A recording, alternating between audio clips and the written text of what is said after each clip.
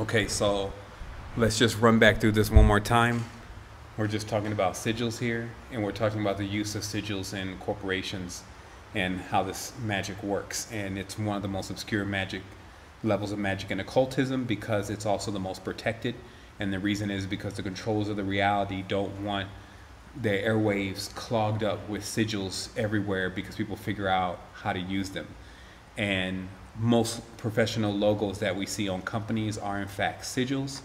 And the process is that first the corp, which is the dead body, is formed, and then it must become an entity. So life has to be breathed into it, and that's the part of the process of the paperwork, and those are the legal terms. Then this company, which means a group of spirits, is formed, and generally these are not only the spirits working on other realms, but also the spirits of the people that are working inside the building, and that's the body. So then from there, there's the back end. So whoever is understanding all this kind of magic and what they're doing, what they do is, the first thing they do is they craft and cast a three-dimensional logo that is to represent the company, and that is the master seal. The first one that's made is called the master seal. And the master seal is made of all of the objects that they want the entity to resonate. So gold does certain things, certain leaves from trees do certain things. It's a resonance process. And what resonance is on this level is anything that contains the same elements or chemicals or even shapes, geometric shapes of another thing. There is a magnetic link between those things. No matter how weak it may be, that magnetic link, which decreases through distance, still functions as a pipe or a tunnel which connects those two things. So it's like a line between, a visible line between two magnetic objects.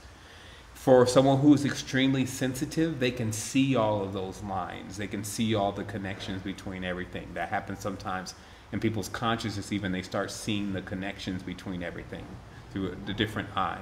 So going further, what we figure out is that then this two-dimensional seal, and this is what I have to write about now, is then surrounded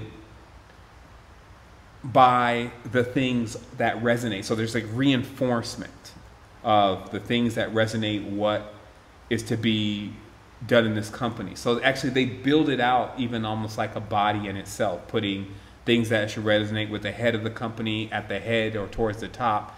I mean, there could be hair from some of the employees, anything that contains the resonance of what they want to achieve within the company. This is sorcery. So what happens is then when this object is formed and casted, also rituals are done around it to reinforce because what's happening is that you could see it like a baby. It's a golem. And then it has to constantly be trained. This is what the energy is supposed to be. This is how the energy works. The finer details, because just because you put some roses and some chicken beaks and things that resonate different kind of energies around something, that something is still a baby. So it has to be constantly reinforced with those intentions in the most intelligent way in order for it to fully carry out its purpose. And this is why the old companies that have lasted long, they're like full grown. That's what's called a giants. The giants are generally skyscrapers more so than they are human beings now. And it's because when the soul chooses to come into physicality, it first chooses the most densest form. Those are stones and crystals. That's why crystals contain so much power, is because that's when the soul is in its densest form. And then what it does is it takes on the characteristics of the geometry that is of the object that it's embedded itself into. So it doesn't know anything greater or any less. It just experiences itself as that. And then as it makes its transition into other life forms that carry different geometry, it experiences itself as that. And at no point is the soul really going back to and saying, hey, this is the experience that I would rather have and this is the experience that I want. until it reaches a certain level of sentience, which is where instinct cuts off and actual intentions, a person's intentions start to guide them more so than their instinct, right? Notice all those are ends, right? Instinct, intention. So this last phase of the sigil magic is when we see these objects everywhere, we get embedded with what the sorcerers are doing behind the scenes with those objects. And that's how it works. Wow. And then, okay, the last thing was, I think, well, actually, I went through all the legal terminology. So I guess to recap, you know, so you're dealing with seals. And remember we talked about, so the seal has to be broken. But the master seal is somewhere. And it's generally fortified with protection and all these different things that those who are practicing the rituals are endowing it with so that it stays strong. So when corporations compete, the small corporation will fall when one of these larger entities come in and try to absorb it. They'll either absorb it, hey, we're going to buy you out, or now we're competitioning against each other, and then now there's a war. And this is how this stuff is taking place. And so the more people that this entity has inside of it, the stronger it becomes. And this is like simply seen on the physical plane as when you have, let's say the United States has all these different people as citizens, right? And then when they go to war, they have the people, and they have the technology, they have the metals, they have the gases. Now the other thing is that, and here's another deep secret. See, in our spectrum, we read light and color, but there's actually elements that don't have a light or a color to them. And they call them, I think, inert gases. And these are the ones on the periodic table that they know exist, but they can't actually isolate them in most cases. And when they do, they're very volatile. They can cause extreme explosions, even just small amounts of them. And these elements I know to be basically the most powerful, okay? So when they build a weapon with that kind of stuff inside of it, they have now come into kind of like an agreement with that. They created a resonance, because even to contain it, there has to be some kind of resonance. It has to be attracted, then it has to be contained, and to contain something volatile, it has to be put into something that it either feels is its habitat or is able to contain the pressure of it until it explodes or until they want it to explode. So what I'm doing is I'm reverse engineering the elements of the wonder weapons, because when you understand then the seals, you say, oh, okay, so what's going on is they're mixing the elements of different things to create something that embodies the essence of what those things are. And the craft is so deep that, you know, even to the shape on the tip of the weapon, to the size of the screws in the centrifuge, all that has to be perfect, because you're still making one giant sigil mandala that is embodying some kind of aspect of something that you wish to carry out, that you're going to have to keep reinforcing, because the elements that you're using, if it's going to defeat someone else's same configuration of something like this, has to be more volatile. So this is actually what sorcery is. It's the mastery over elements that are wild and volatile and can kill millions of people. You see what I mean? And this is the volley of power of what we find in this world with entities. And the spirits, they're just like elves in the machine to these entities at this point, because they're like, you know, they might as well be the hobbits or the what do you call those other guys, the ogres or the trolls in the mountains, working the quarries to pull out elements that, you know, some much more grander Sauron is going to be using to travel hyperdimensionally across other worlds. And those small spirits never having even the ability to fathom that that may be going on, but feels comfortable in this thing that I keep seeing everywhere, which is basically the payment of protection being the key to all of even magic and all this stuff starts, or not just magic, but language and all this stuff starts first with this instinct that one needs protection. And I think that that's actually the reptilian part of the brain that they're talking about. It's before fight and flight, there's I need protection. And that reflection in our consciousness is the slippery slope. Because once that happens, there's all these other forces, including the four elements, that immediately offer protection. And the four elements is the symbol of the cross. And that's why people, since even before the Christianity, they used the cross as a symbol of protection, a magical sigil per se, that expressed, hey, I have some protection, and my protection is fire, earth, wind, water. And I know they're protecting me because if I didn't have fire, if I didn't have earth, if I didn't have wind, if I didn't have water, I wouldn't even be alive. So those are my protectors. So this is a logical, like saying your protectors are your parents, okay? So the first people realized that their parents were what was protecting them, and this fire, this earth, this wind, this water, each had a unique way of how it was sustaining them, okay? And so that became their protectors, and because of that, that fire and the earth and the wind and the water always held power over them. Because if you need these elements in order to survive, then you must live now in the world in which they live. And this is why when we die, we don't need that anymore. We prove to ourselves that we don't need those forces unless we start to trick ourselves in believing that we do. And then we come back into the realities again. So that's why it's also known as the cross, because man is crucified accordingly to the scripture on this cross.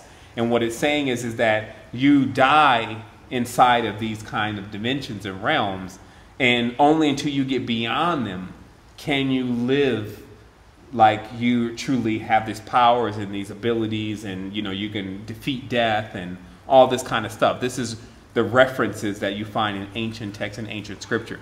So now you have more of a scene of what's playing out in the incarnated world with, you know, what they talk about. Oh, these archons, they're huge and blah, blah, blah, and the ones that work for them.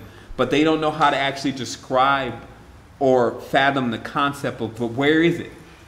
And how does it, like, how did it become about? Like, how does this work? And it's because now over years or decades or thousands of years, things like even statues of like some of those pharaohs that are out there are holding so much energy, because every person that comes and gets embedded by that, because it's so colossal, right away there's a obeisance. Like, oh, okay, this rock is stronger. And it's this, and it's that, and it's this. And then now the person basically has been imprinted upon by the sigil. Now it's in their mind.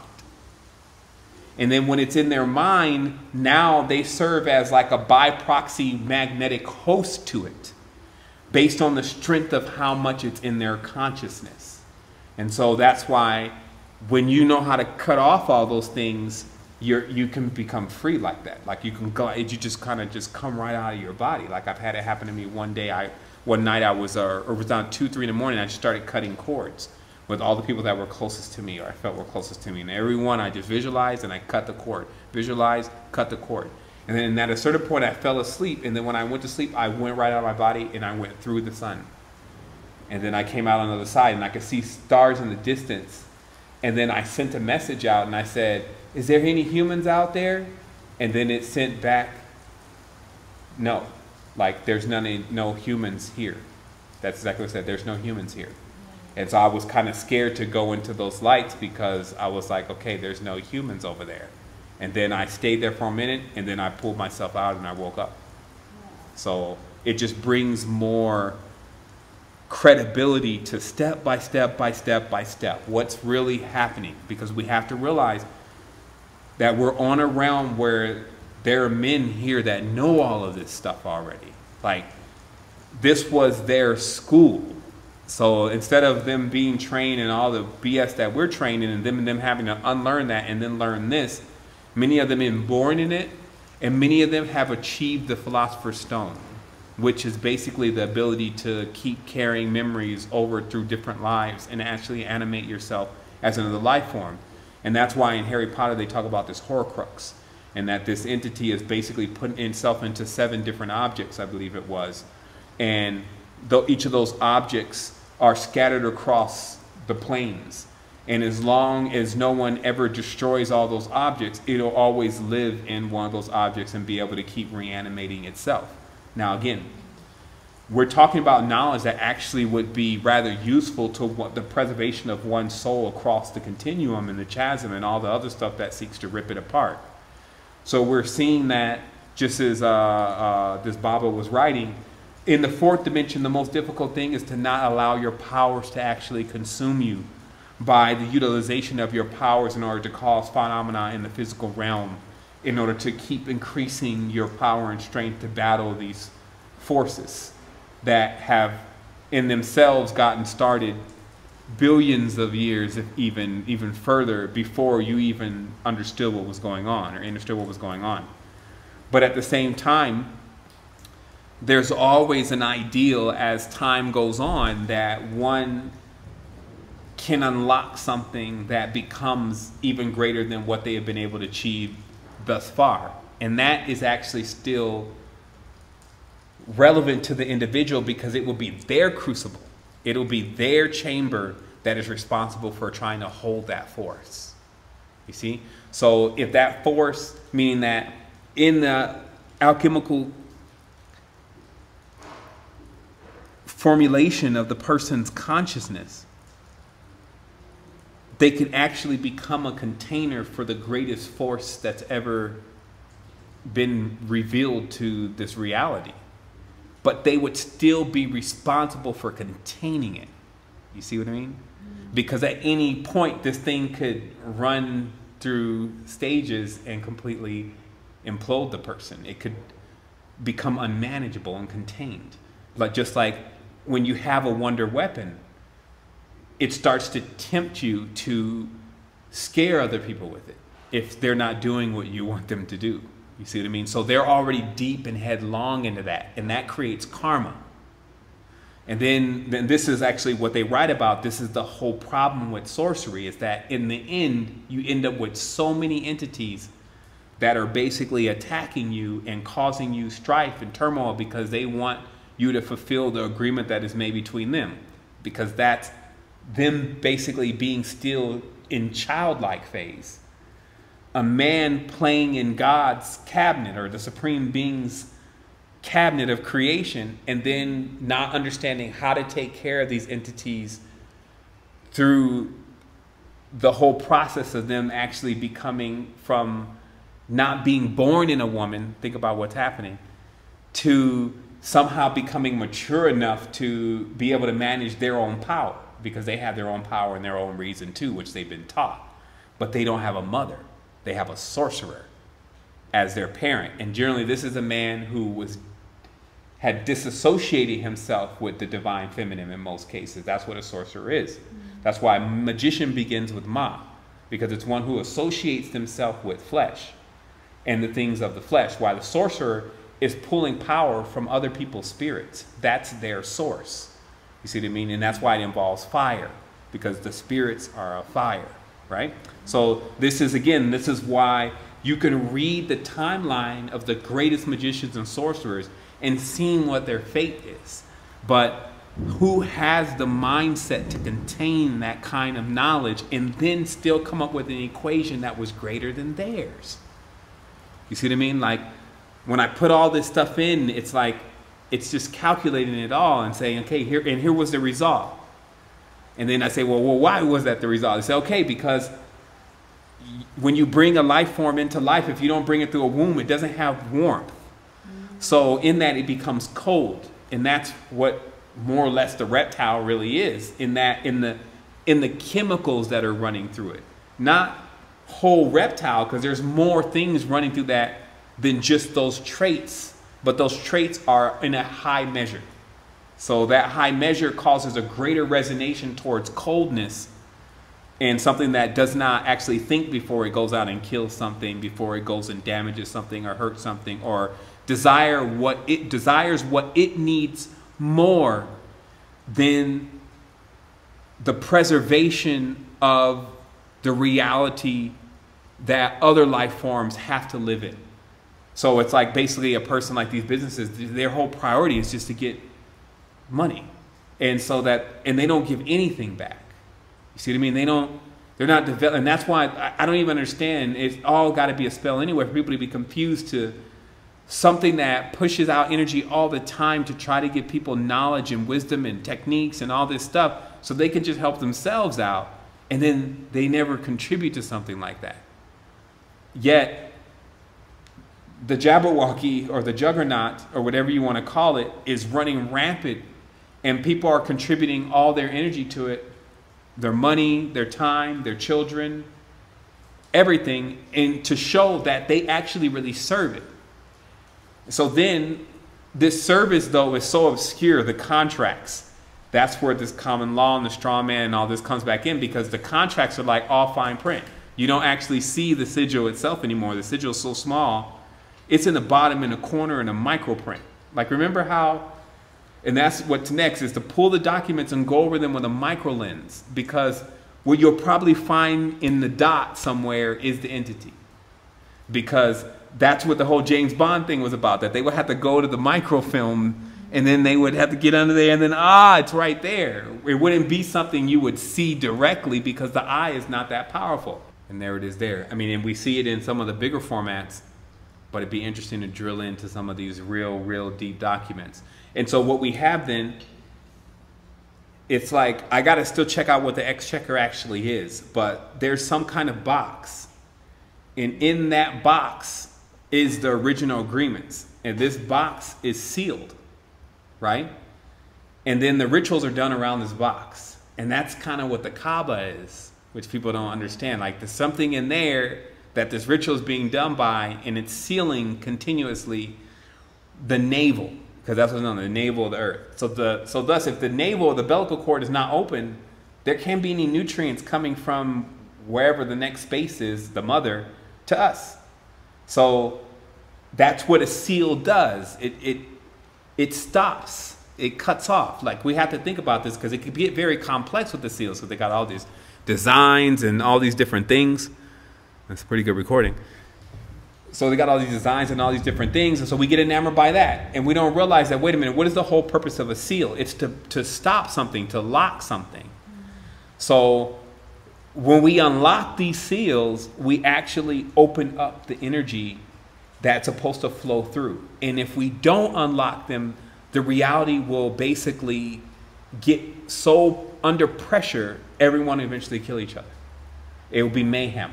Because there will be, that's why they have billions of souls here now. For a centrifuge, or in this case a crucible, the more, it's like bacteria, the more in that chamber that those bacteria keep, well, this is almost like kefir. It's like any kind of pressurization process. The more of it replicates, the more the pressure. Now, inside, it's chaos. But for one welding something like that, it's becoming more powerful and more powerful and more powerful. And long as it can be contained, then it's in its interest to keep more continuously replicating. And that's what we're in.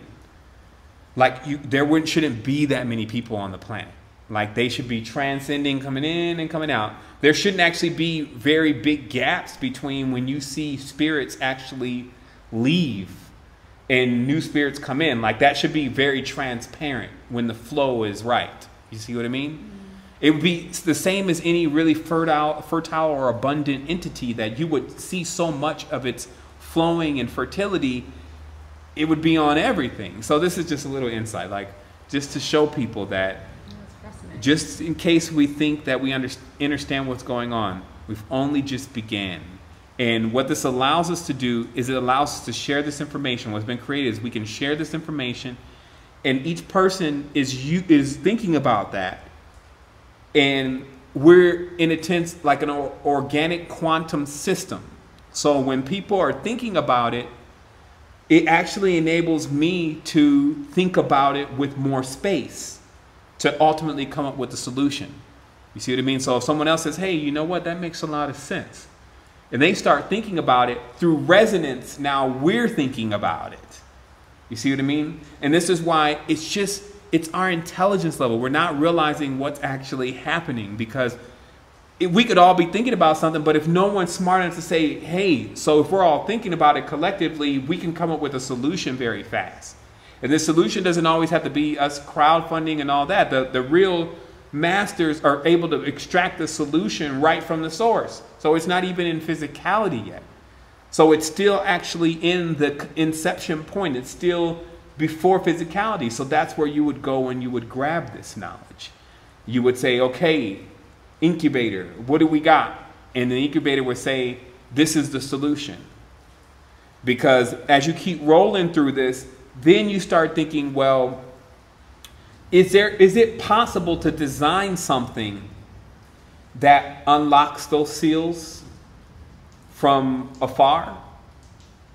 And this is why that, because the lines that they're going down can be drawn in. You see what I mean? You could probably go and put things in those lines when you go to sleep. And if you send in the right codes, in essence, you could unclog the whole thing. You see what I mean? Like, this is just a logical process of how things work. A plumber can visualize this. This is not all metaphysical and what they call Keclonic, 15 dimension, all this crap. This is as simple as something a plumber can see a block in a drain and start saying, well, what does Drano do? And what is it made out of? Now, how can we cross that over into the physical, or let's say in this case, how can we cross it over into the spiritual to where we unclog where these areas have seals, from the exchequers to the debt systems to the navel of the earth to its other chakra centers, so that way we can get the hell out of here. Because these things, well, get in here, I would say, because, and get them into this, into whatever they need to be in. And what it seems like to me in analyzing this, and not just being a judge, we have a bunch of children with no mother, and these children are not weak because of the experience that they've gone through. It's like if you choke a child every day and then somehow it survives, and it's like 21 and 26, you're not going to be dealing with just some mentally damaged. Many of them will be, but the one that's not will be a tyrant. It will be a force that others would have a hard time dealing with, because it survived something that most have never even been put through and wouldn't even fathom what it would be like to be put through something like that. But somehow it survived, and now it's running things because it has more of that dominance and cruelty than other life forms that are available in the system. Like, that's why these warlike tribes and everything were the ones that were winning, because people weren't even thinking about going to war to the level that they were. They were like hanging heads up and scaring people, and people even that started fighting realized that shit, they're way more crazier than us. We're just, you see what I mean? So the thing is that you have to draw from a higher system. You can't even try to play games. You can't even try to, like, you know, build your own entity and see if you're going to go play rockin' robots with this thing. It's about going over its head, realizing what it actually needs to attract it. Do you see what I mean? So now the same way that it came in, the same way it's got to go out. What is it lacking? Because whatever it's lacking, it's going to be attracted to that.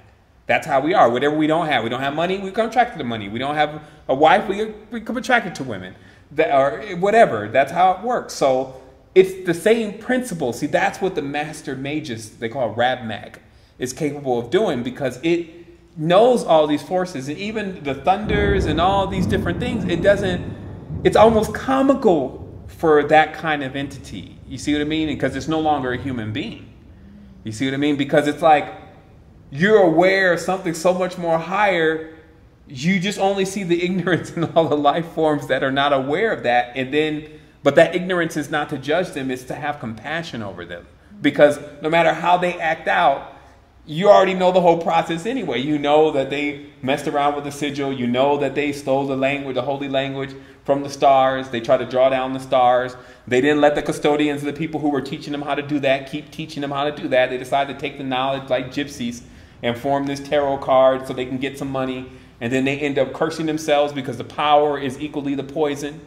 And then now they're over here stuck on an external currency-based system, like wanting to get more money, more money, more money. Can't think about anything but money, but they don't have no kundalini, no spirit, no power. And then they have all the knowledge, so they turn themselves over to the sigils. And the sigils are them trying to create their own gods and get everyone to worship these gods in a system that doesn't move because it's stagnant, because it doesn't even have a fertile component. Because they're so busy trying to remove the power from nature and put the power in themselves, they're only creating life forms that don't actually have nature within them. So the only thing that happens after a while for a person in that condition is they have to go back to nature. You see what I mean? Because nature will try to mend, is the only thing that can mend all of that. No amount of person's words, talking, whatever. So that's, you know, that's the whole top-down system that I would say is going on right now in regards to just how they're working the magic and what it's got them into.